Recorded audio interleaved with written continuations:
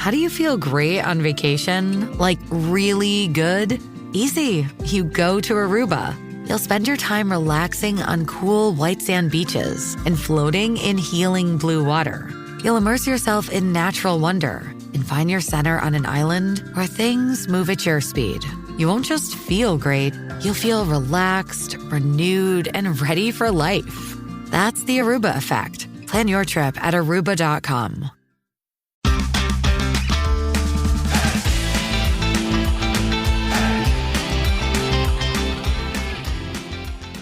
Hello and welcome to the Publicly Challenged Podcast. I'm your host, Luke Oswald, and I hope you join me on my quest for knowledge to become a better public land hunter, angler, and forager. Stick with this and who knows, maybe we will learn something together.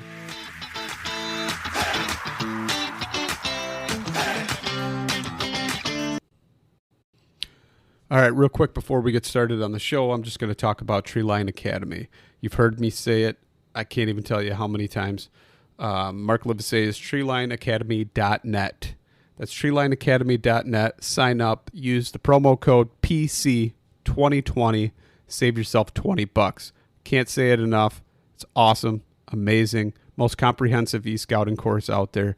Check it out for yourself. Sign up. Use promo code PC2020. And now let's get to the show.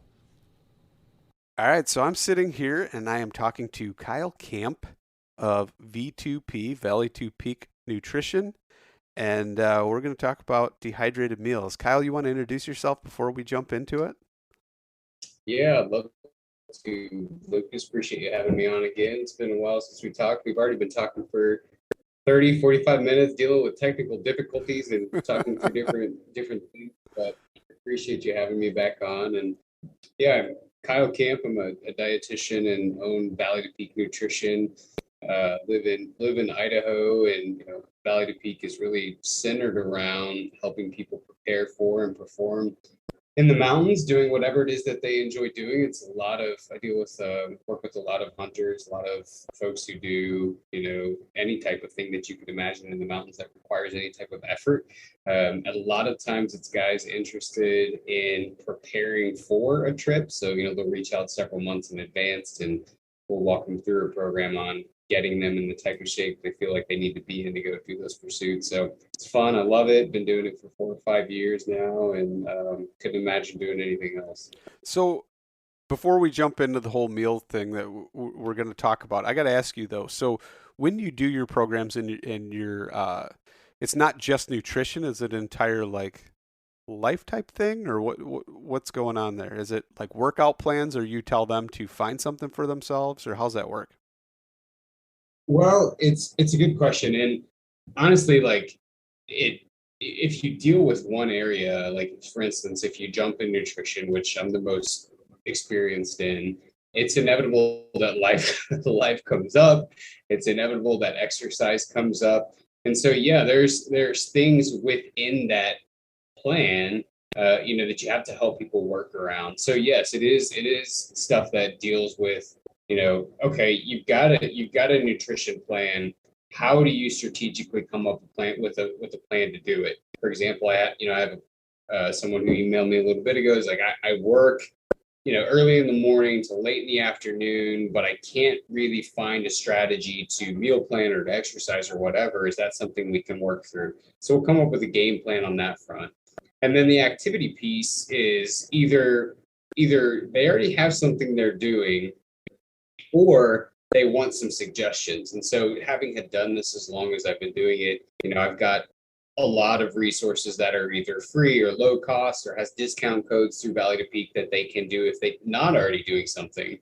But if they are, then we'll put in place every week, there's a activity goal and then there's a nutrition goal. So part of that activity goal is to make sure that you're not digressing in your training while you're trying to lose weight, right? I mean, everyone's got a story of, yeah, I was really successful in losing weight, but I lost a ton of stamina. I lost quite a bit of muscle. I lost all of these different things that you don't want to lose. And there's a, sort of a myth or a mantra floating around out there that you can't have both.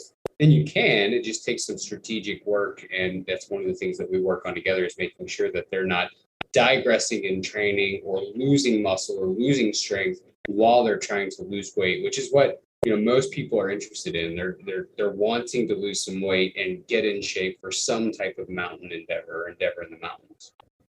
Nice. I like that. So, with that being said, we decided we were going to talk about meal prep for in the backcountry and doing your own dehydrated DIY meals.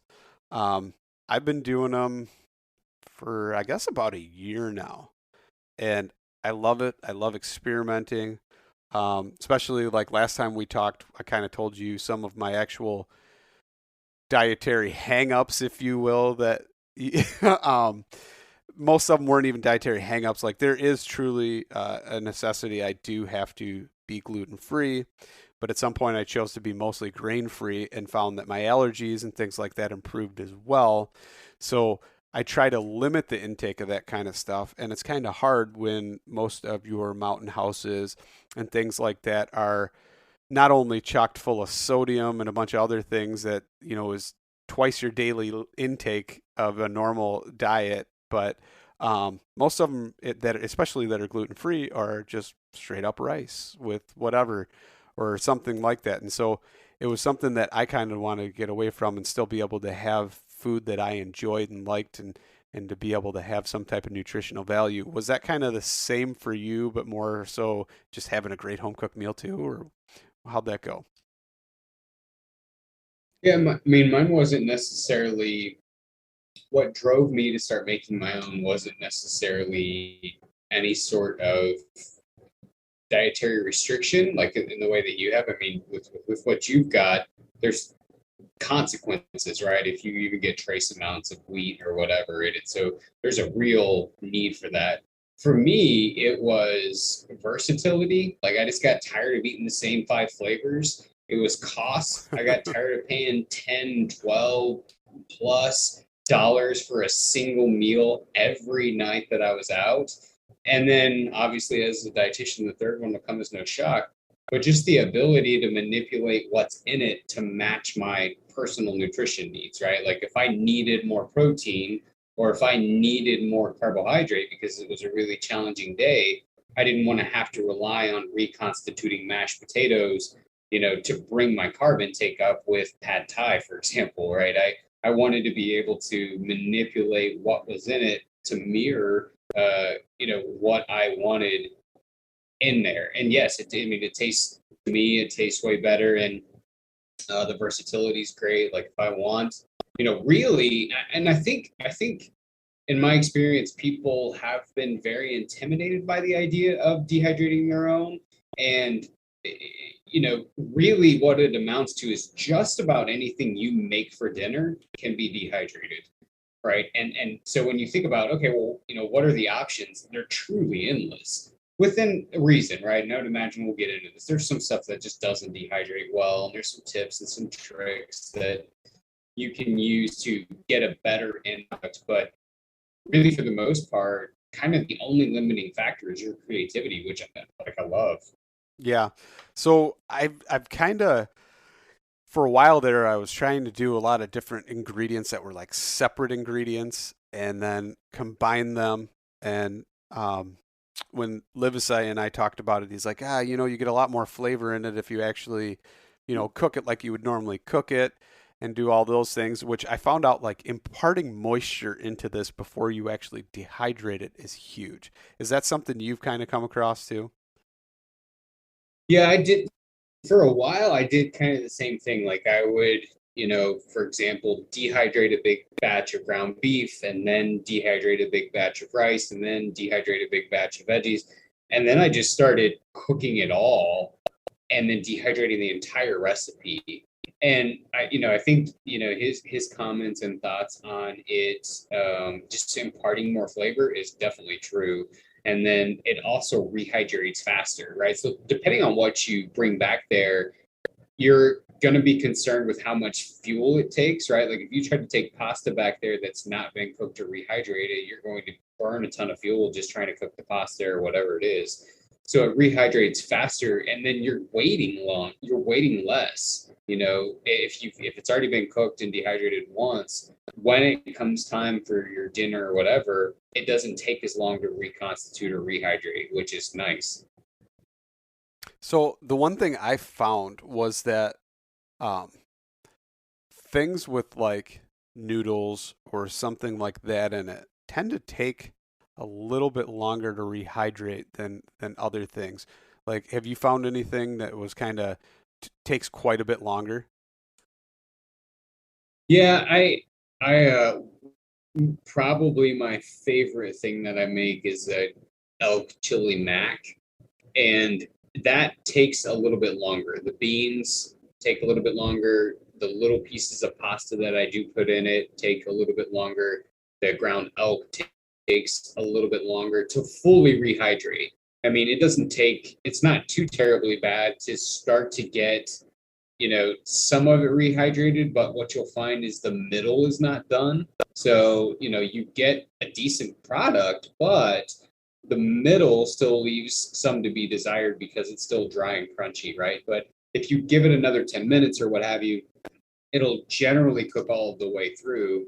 And, I don't know if we'll jump into this too, but when you're rehydrating it, like one thing that I found is having some form of insulation around the bag or the cup or whatever to give it plenty of time to do that. Otherwise, you wind up with a cold dinner, right? Yes. So, I bought basically a giant roll of this stuff called Reflectix at Home Depot, which is kind of the same stuff that the sunshades are made out of that you would use for your car window, and just made a small mold that holds the bowl.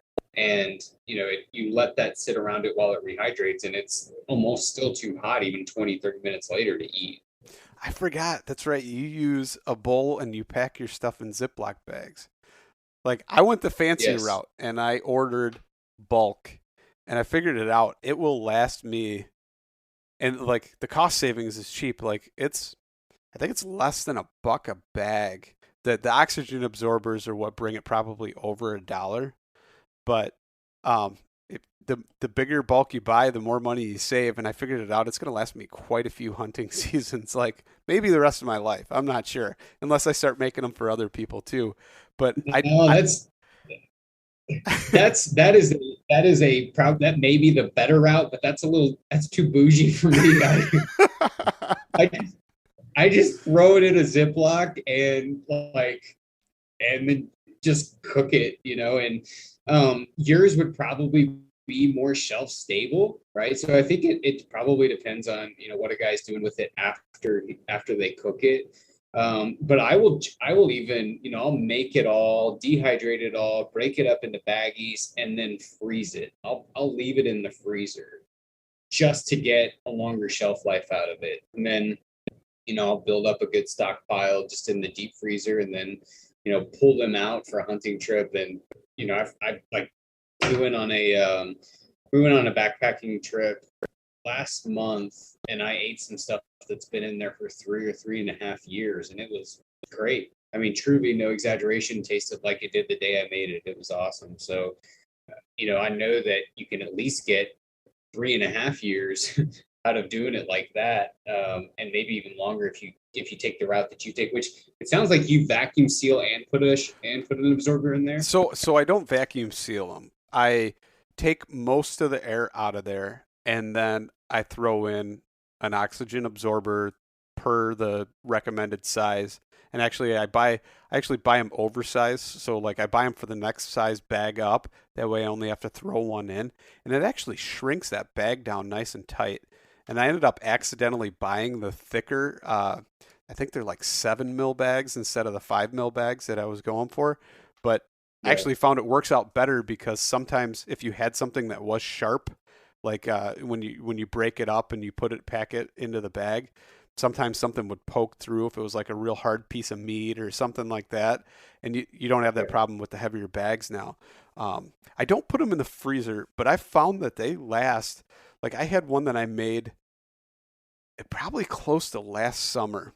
I made one, and I had it in my drawer at work, and I pulled it out, and it was like a couple weeks ago.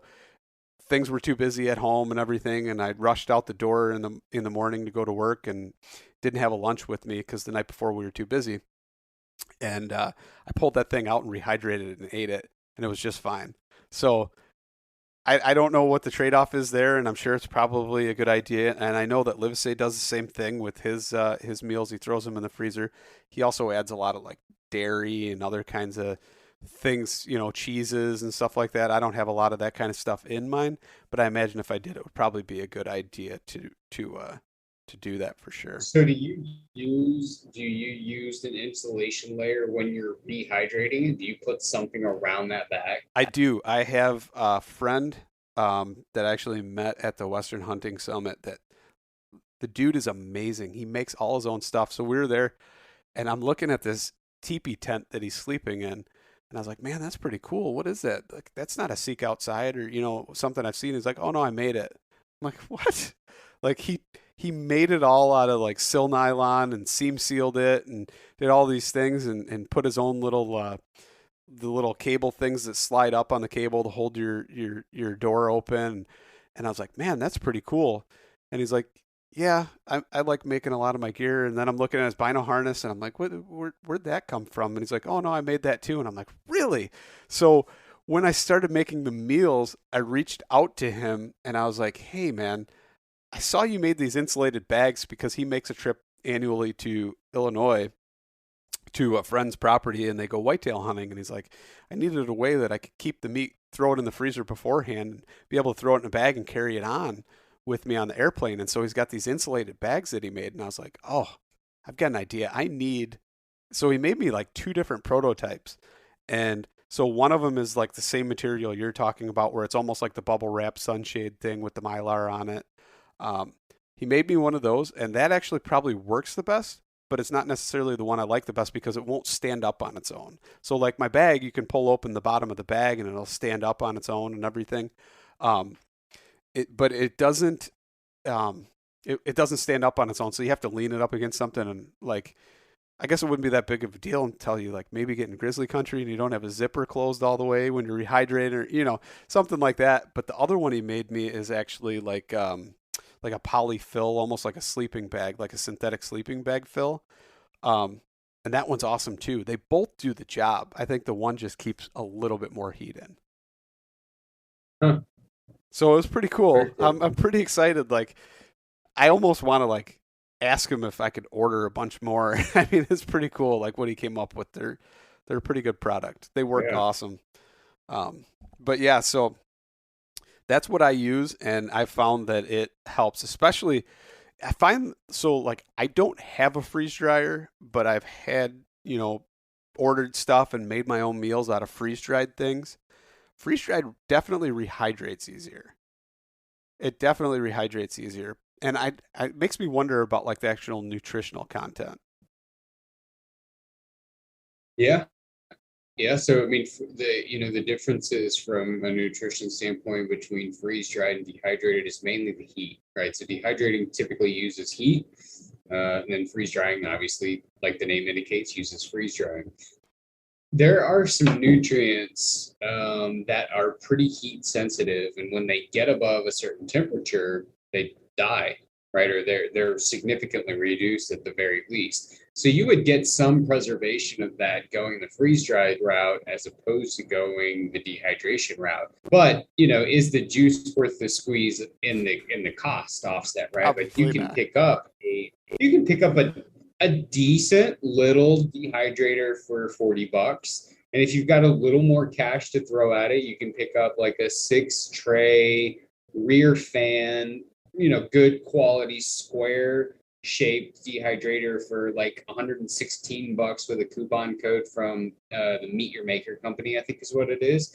So you compare that 40 to $120 compared to thousands that a freeze dryer costs. You'd really have to justify that nutrient being killed off. To really feel like, oh man, I need to pick a freeze dryer up as opposed to going the cheaper, more economical route and buying a dehydrator. But I agree with you. I mean, there's no question that in terms of quality, if the price was the same, I'd have a freeze dryer, right? But I can't justify spending, a grand to $3,000 on this thing that I might use, on occasion for backcountry meals.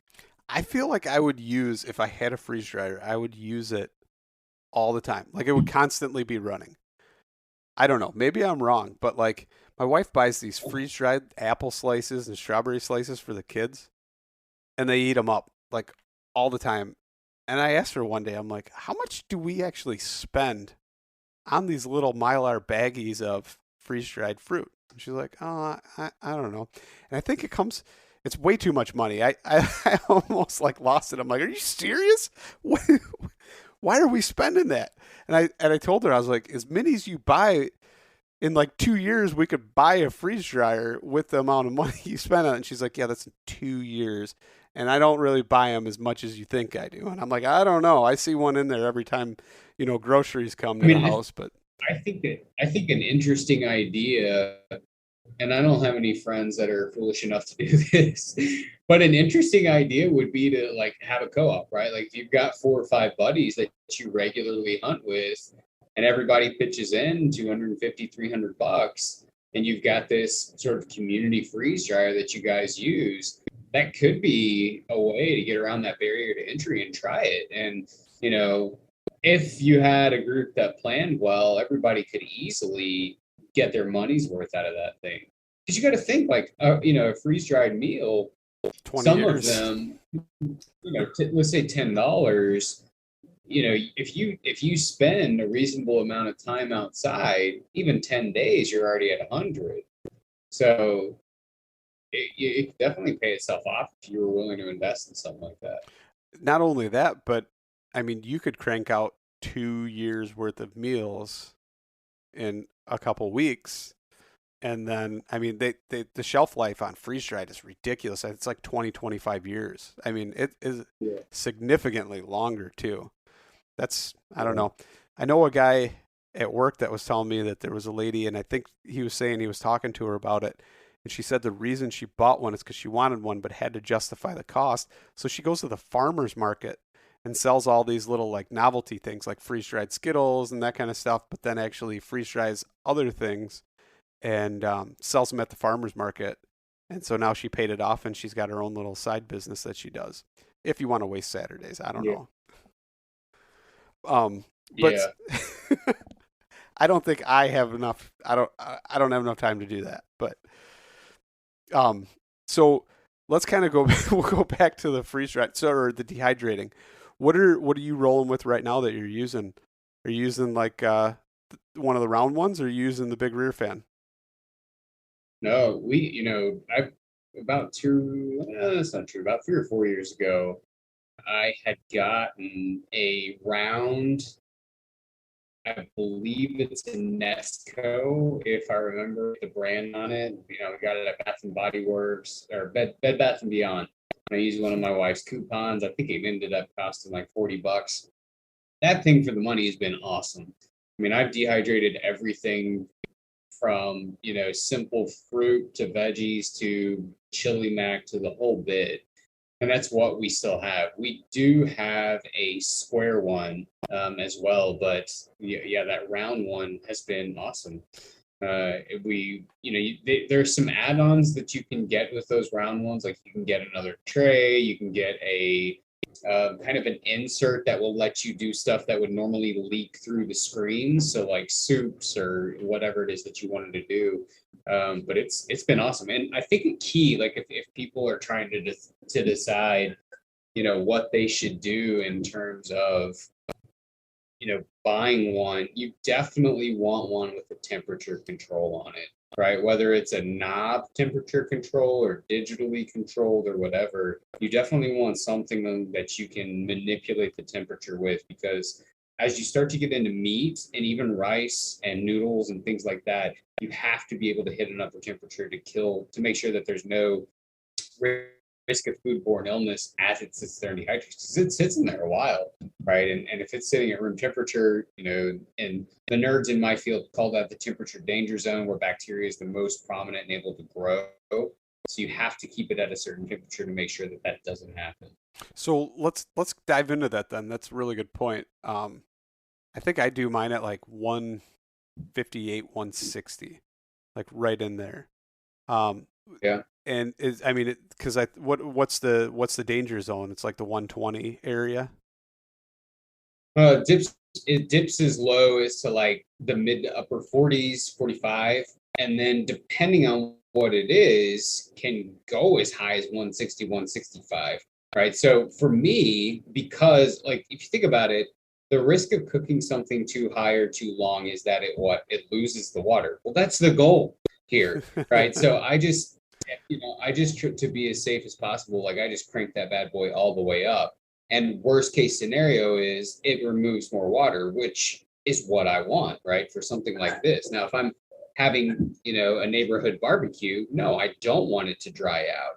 But just to make sure that I'm mitigating all risk, I will turn it all the way up to 160 or 165 if I'm doing anything with meat, anything with pasta, or anything with rice.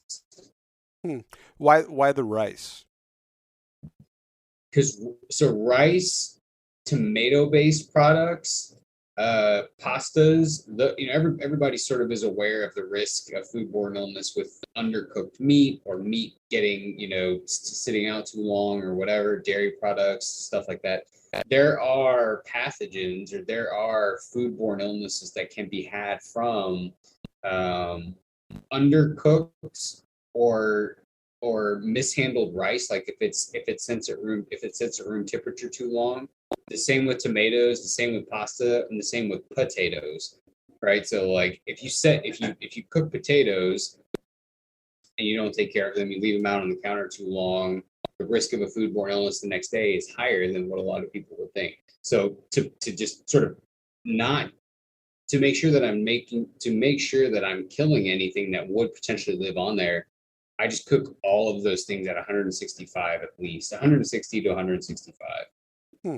That's interesting. I never knew that about the pasta or the rice. So that's And too, like if you cook it at 130, does that mean you're definitely going to get sick? Well, no, but the risk is much higher, right? And it's enough of a risk that restaurants are judged on stuff like this. And so if you read your local paper that a restaurant got docked for improper holding temperatures, it would be on stuff like that, right? So it's enough of a risk that it's sort of known in the food industry. You don't want anything sitting below this temperature to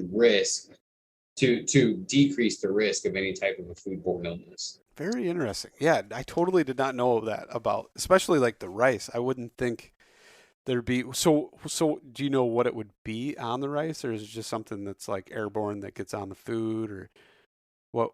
I mean, are we talking like E. coli, botulism, what?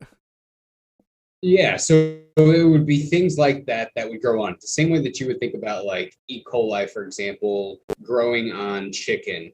One of the reasons you cook chicken is at 165, that dies, right? So it could be intrinsically in the food, and then you heat it to 160 to make sure that it does die off. Right. So it's not like it's the same with like black bear, right? So one of the biggest fears in the world when you kill a black bear is if you undercook the meat, the risk of trichinosis is high. So, I think that, there's been some studies, and these numbers aren't going to be right entirely, but let's say that like 95% of all black bear meat contains trichinosis. It's just in there, right? But by cooking it to 165, trichinosis dies. So it mitigates the risk, and the person who's harvested the black bear can eat it safely. So it's not like it's anything you've done in handling it. It's not like anything that's landed on it while you were packing it out. It's just naturally in the meat. Hmm. So when you make your meals, are you taking them and right away um, transferring them into your trays and putting them in the dehydrator, or are you throwing it in the fridge, and then how do you go about it? Yeah, so ideally, yes, you would be able to do that because then right, there's no risk of it. There's no risk of it being between that 45 to 160. But I also have a real life, and sometimes it doesn't work out that way.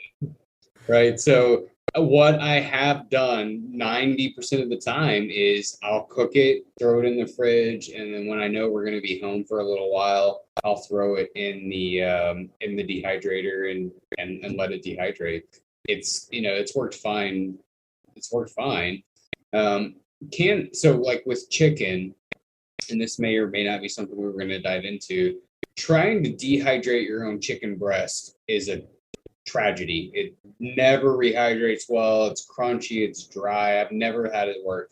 Using canned chicken and making sure that you break it apart as it dehydrates is one of the best ways to put chicken in a dish, your own DIY dehydrated dish. So it's got something to do with the pressure cooking of the canned chicken by the company and then dehydrating it. So there's no risk there in terms of pulling chicken breast right out of a crock pot or right out of an Instant Pot and trying to dehydrate it on site. Just open the can, put it on there and dehydrate it, and you'd obviously be fine. So I will say that, yeah, never, and I've tried it, never try and dice one up or do anything like that unless there's been some serious moisture imparted in it.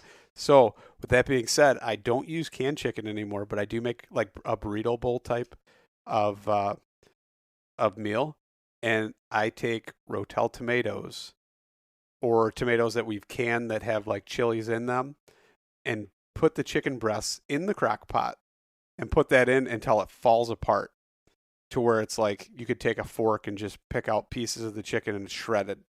And I've used that, and that works just as well as the canned. So I don't know if there's something maybe you want to maybe get into that at one point, but that works really well. I'll give it that.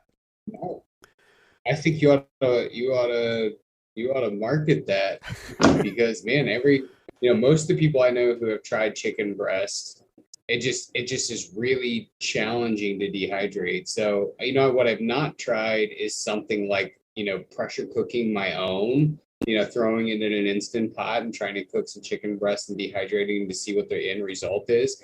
And honestly, again, like going back to that, just the sake of ease, opening a can of canned chicken, throwing it on the dehydrator, walking away. Like, if it's down to that or not taking a meal, like I'm just going to crack the canned chicken open and go for it. So you crack it open and you just put it directly on the dehydrator? It's not like you're throwing it into a meal? No, so sometimes stuff like that I will do separate. So it's easy like to make a big thing of red beans and rice. It's easy to make a big thing of like cilantro lime rice with corn in it or whatever. It's easy to make those things. The protein piece is a little more challenging. So in something like that, like if I'm not making a big dish like chili mac, that's everything in. But if I've got a recipe for red beans and rice, let's say, rather than having to deal with the chicken piece of it, I'll dehydrate it separate and then throw it in. And part of that goes back to me, being able to tailor the nutrition to my needs. If I know I need X number of, X grams of protein, I can measure that out of just a bag of dehydrated chicken as opposed to, I think it's in here somewhere, right? And it just allows me to be a little more nuanced in what I want personally. Interesting. So let's kind of dive into that more about how you're breaking down. And I understand like each person's nutritional needs based upon whatever would be different. But what's like a good rule of thumb as far as, protein, fiber, fats, all that kind of stuff? Carbs. There's got to be carbs, right? Yes. So you're right. It is going to be, for the most part, sort of individualized. When you look at the world of nutrition, we speak in, so each of those categories that you talked about are called the macronutrients, right? Proteins, carbs, and fats. When you look at those, we sort of speak in those in terms of intervals. So one interval of protein, kind of the measuring stick of protein, is about 30 grams, right? So when you're eating a meal at home or in the backcountry or whatever, you're sort of asking the question, how much of X, Y, and Z ingredient do I need to get to that 30-gram mark? And with carbs, it's different. With fats, it's also different. So I think it does largely depend upon needs, but when you look at it, you break it up by those intervals, if that makes sense. So, I mean, like, Right. So like carbohydrate. what is the rule of thumb for macros and stuff? So when you look at sort of the macro composition of a meal, and freeze dried companies do this fairly well. Everything is split up by their intervals. So when you look at protein, for the most part, what you're looking at is about a 30-gram interval. Like that's kind of the measuring stick for the threshold of what needs to be in a product at a minimum to hit a person's protein needs. With carbs, it's really split up by more of a 30-gram interval, right? So if it's been a pretty easy day, 30 grams of carbs. If it's been a more challenging day, 60 grams, or a really tough day, 90 grams. And as you look at fat, everything's really built by a 5-gram interval. 1 teaspoon of oil, for example, is going to have about 5 grams of fat. So by knowing that, you're able to tailor a person's nutrition to be a little more detailed in terms of what they need, and talk not only in terms of grams, which can be foreign to some people, but also talk about servings, portions, right? So it makes it a little bit easier to dial in the person's nutrition based on what it is that they need. So, like 30 grams would be what, like 4 ounces of protein or something like that? Was that pretty close or no? Yeah, I mean, for the most part, 4.3, Okay. 4.3 ounces of, most lean meats are going to yield about 30 grams of protein per person. But then obviously that translates into something different once you remove the water from it, dehydrating it. So it requires a bit of math. And again, it really only matters if a person's not too concerned about dialing in their nutrition that specific of a level. Yeah, you could definitely just make a big pot of whatever, dehydrate it, and be fine. So it really depends on a person's goals and how detailed they'd like to be in something like that. Yeah. I think more than anything is just making sure you're getting enough, not necessarily, you know, dialing it in, right? But not operating at such, which you're already going to be operating at a deficiency no matter what, right? But trying to optimize it, right? Get as much as you can in, right? That's kind of the goal, right? Yes. So, getting enough is definitely one of the bigger issues. Most people aren't going back there and walking out heavier, right? In terms of their body weight. Hopefully, they're walking out heavier with meat, but not their body weight. So it is a question of getting enough. In terms of you being in a non-negotiable deficit. No, I mean that is the core of sort of what I do, right? Is making sure you're not walking around in a deficit, because if you're not, you're getting adequate nutrition, then you're going to be able to go day after day. Anybody's going to be able to go and do fine for a day, 2 days, 3 days. But once you start to get into day 5, day 6, day 7, day 10, day 14, with a lot of people who like go to Alaska that I've worked with, if you're not making up for those lost stores, you will struggle the deeper you get into a hunt, right? So planning that nutrition to make sure that you're getting the detailed piece of it is important, can be important. So I read somewhere that like a loaded packer that's actually hiking through the mountains, or maybe it was a sheep hunter or something like that, something that's pretty taxing as far as like physical exertion, but with an average of a 50-pound pack, your average person expends like it's like 4 or 6,000. I think it's like 6,000 calories an hour or something. Is that fairly accurate? Yeah, I mean, it's not, well, I'll say this, it's not outside the realm of possibility that that's what they were at. And I would say that I definitely see people way under their calorie needs as opposed to being at them or above them. right? And so there's several factors that are coming into play here, right? So the heavier your pack, the more calories you're going to expend. The weather, whether it's extremely hot or extremely cold, the type of terrain. So you burn fewer calories walking on pavement as opposed to sand, let's say, or something really marshy or whatever. You're expending more energy per step depending upon the type of terrain that you're walking in. And then a person's physical condition.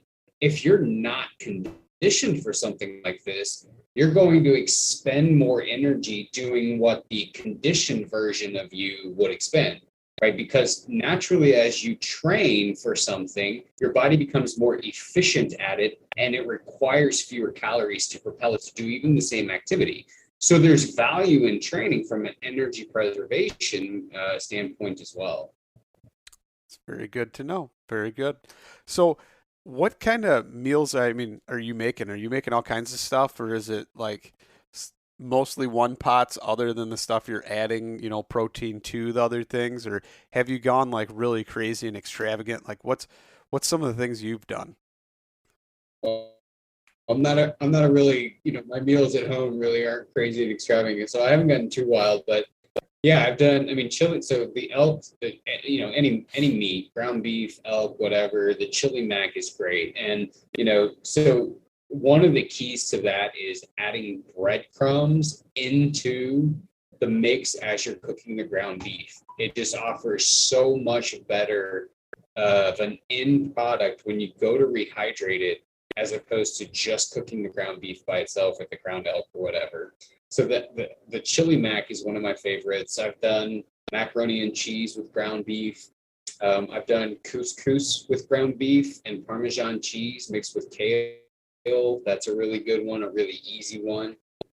I've done spaghetti with veggies. I've done so many things. I don't even know. Oh, I've done like a Santa Fe chicken with rice and black beans, corn, chicken, and then packed in a tortilla.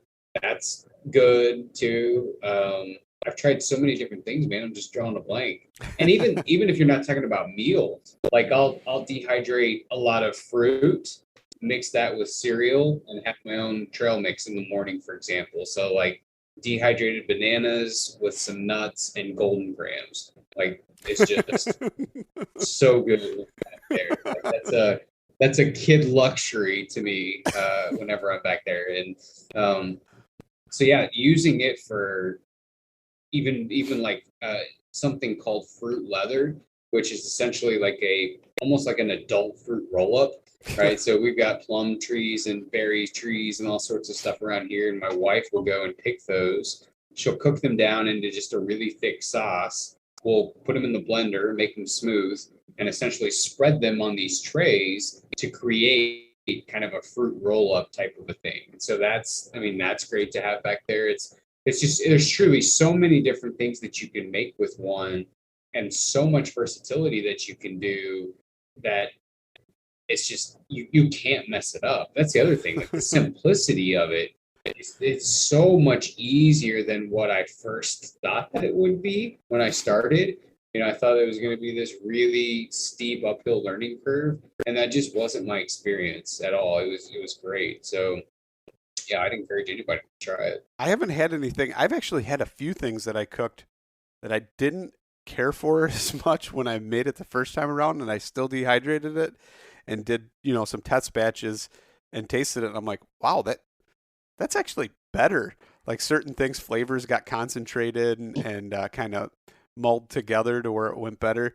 And it was kind of weird like that. But it's funny you say the fruit leathers, because I make them in plans and preparation to actually try and take them with me while I'm hunting and doing different stuff.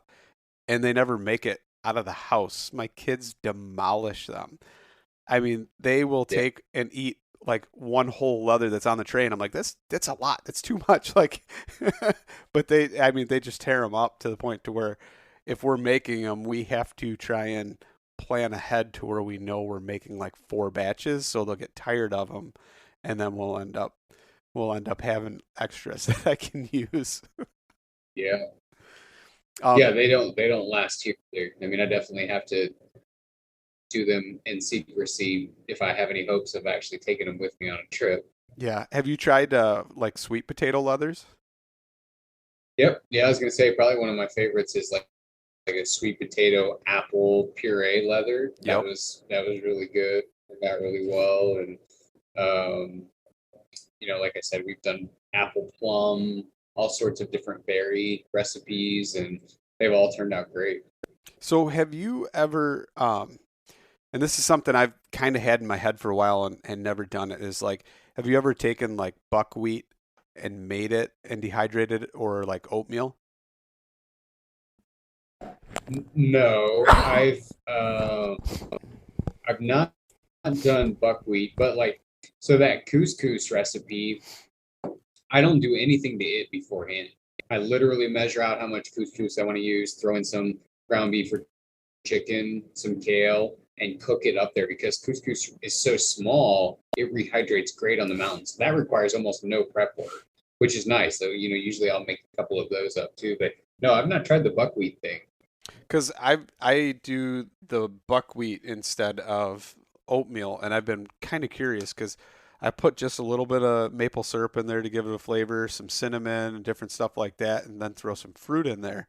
And in my head, I'm like, I don't see why this wouldn't dehydrate, and then you just break it back up into, kind of a dust and measure it out and be able to do that and just rehydrate that. So that's kind of my next. Yeah, I would think it would work fine. I know a lot of guys have had great luck with quinoa, and I can't picture it being a whole lot different. Right.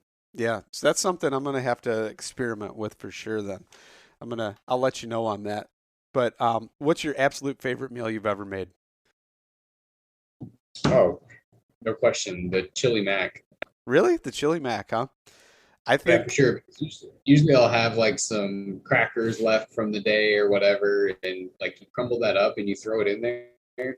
There's just not, and part of it too is just the like sort of the nostalgia of knowing like so this year I made a big batch of venison chili mac, knowing I shot a deer, I did all the prep work, I ground, I did the grind myself, I made it like, and just to be able to sit there hunting and know that it's just so fulfilling.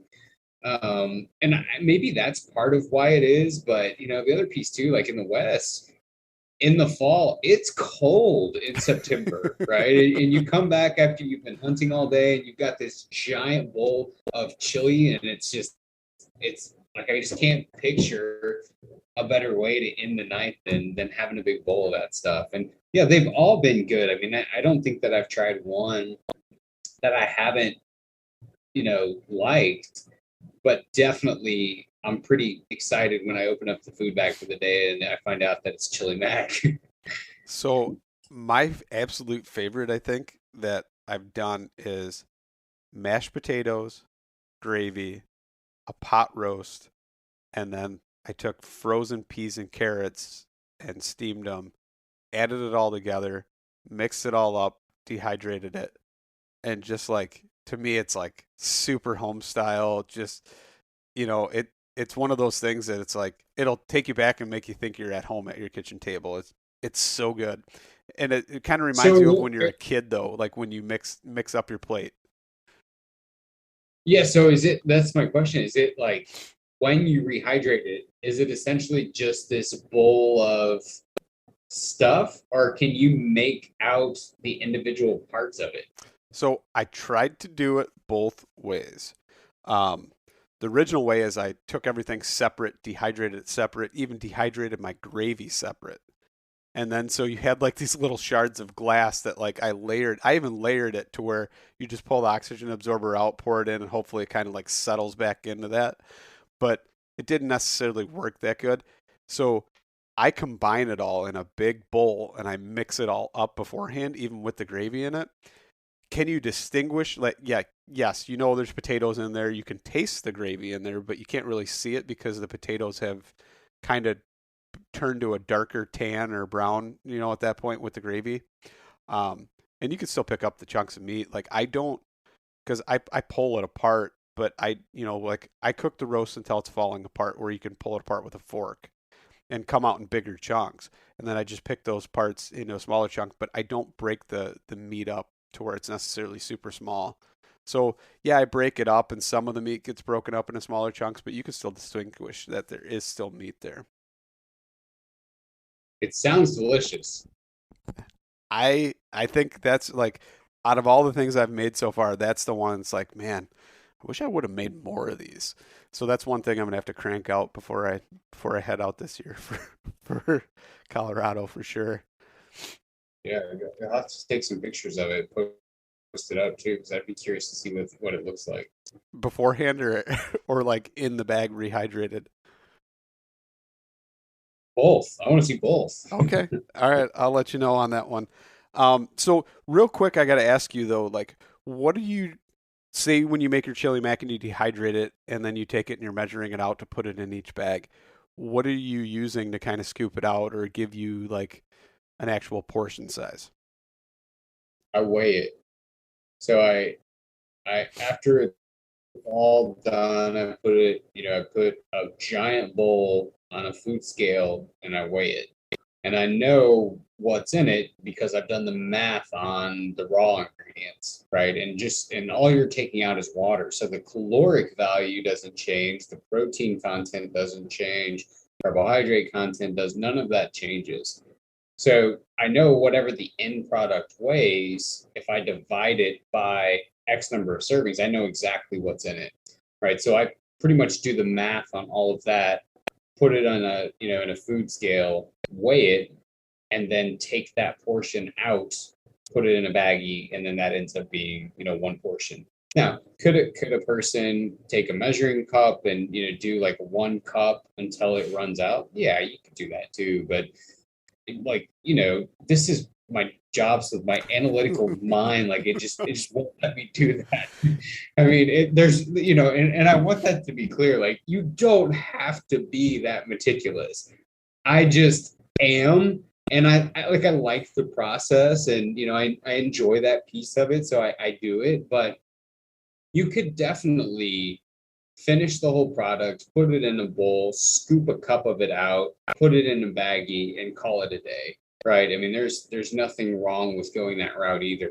And I will say, it did take me a little time in the beginning to learn, okay, how much of this dry product is going to yield a decent meal, right? Because there's nothing worse than packaging it all up and you get back and you're like, well, geez, this is a kid's meal, not like an actual meal that's going to fill me up and keep me running.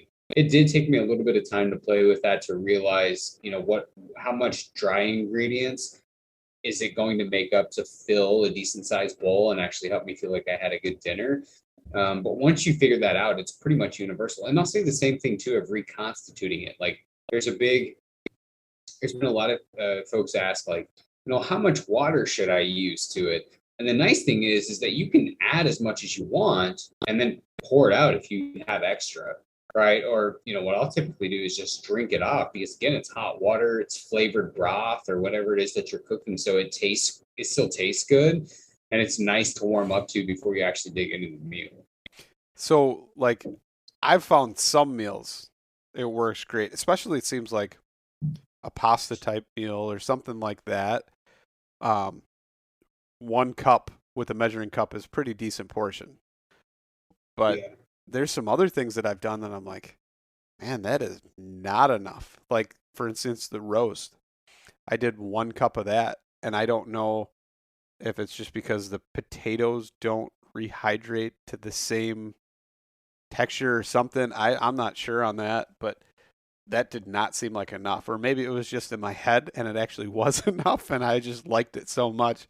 The inner fat kid in me was yelling out, I want more. I don't know, but well, but you bring up a really good point because like if I were to take that same cup and scoop out the couscous I mentioned, the lid would blow off my container. I mean, that entire container would fill up with couscous. I mean, that stuff just fluffs so much. So you're right. It's definitely not a universal one size fits all that you should just be scooping out a cup and hoping that it works. So it does take a little bit of time to play with. But once you know that, ratio, once you know, okay, this recipe calls for this much dehydrated food and this is a good portion, you're set, right? I mean, you're sort of have done the work, and then you're able to know that from that point moving forward, and you can plan accordingly. No, I like that. Maybe I'll have to nerd out and next time weigh all of my ingredients beforehand and break it down into the macros and see. I'm probably not going to do that, but I might. I mean, it'd be interesting to, at the very least, to see how, to see how well you do, and if you recover better and things like that. If you had a certain number in mind that was tailored a bit towards you in terms of calories and then the different macronutrients, it would be interesting just to see if you felt better. I might have to do that now. I don't know. We'll see. But I appreciate you coming on and talking about meals. I always love talking about food. That's the Midwestie in me. But no, it's been good, and I appreciate it. Before we go, you want to tell everybody one more time where they can find you and reach out to you if they need help or anything like that? Yeah, I appreciate you having me. It's I love nutrition, and I don't get to talk about this piece of it much, so it's been fun. And again, yeah, I appreciate the invitation and the idea. So you can find me on all the different social media things. It's V2P Nutrition. So it's V and then the number 2P Nutrition, and V2PNutrition.com. And yeah, if you have any questions, I'd be more than happy to help. All right. Well, I appreciate it, and thank you for coming on and talking. My pleasure. Thanks, Luis.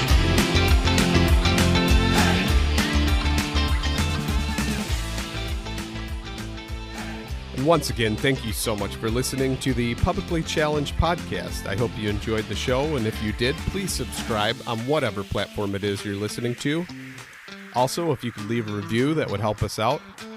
And you can check us out on Instagram or at publiclychallenged.com. And once again, thank you so much for listening to the show.